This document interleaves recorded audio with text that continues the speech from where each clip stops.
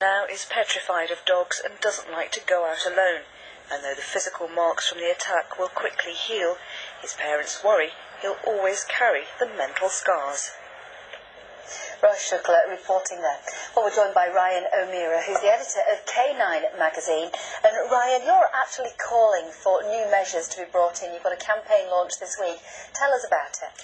Yeah, I think, well, obviously we're hearing more and more about dog attacks, and I think we have to accept that this is never going to change. We've had dog attacks since we've had dogs, and I think whilst we've got a law that always acts after the event, we're always going to have a problem dealing with dog attacks. My view is we've got to get into the before area, and I think the best way to do that is to actually assess owner's suitability to own a dog of any type, not a particular breed.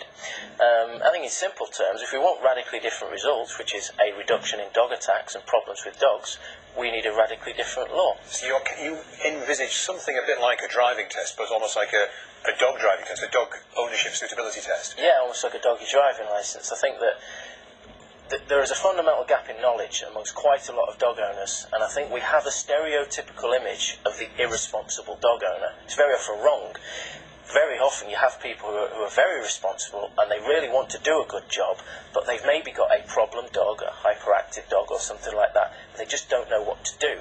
I think if you compelled somebody to a minimum level of understanding about canine behaviour, body language, all these sort of things, you could actually get people to be aware of what signs to spot of a dog that's potentially defensive or aggressive. And I think we need to get away from the idea that certain breeds are dangerous and certain breeds therefore are safe. Every single dog is capable of maybe attacking somebody. Under the right circumstances. Exactly, yes. So what would this test comprise of? What would you have to do? Well, I think it's about teaching dog owners more about dogs. I think in modern society we humanise dogs more and more, and we're almost going away from what they are, which is an animal.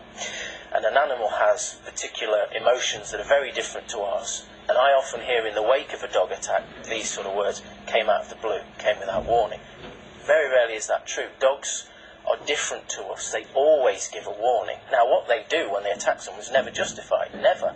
But in his doggy world, it's completely justified because he thinks I gave signals, I raised my hackles, I was territorial, and we miss them as dog owners. Now, I think with a dog ownership suitability test, you could teach people. So it's like a highway code for dog owners. Okay, Ryan, that's interesting stuff. Fascinating. And launching a campaign Yeah. this week. Well, we'll be interested to see where that goes. Ryan O'Meara from K9 magazine. Thanks very much. Well, next tonight, an inquest has heard that the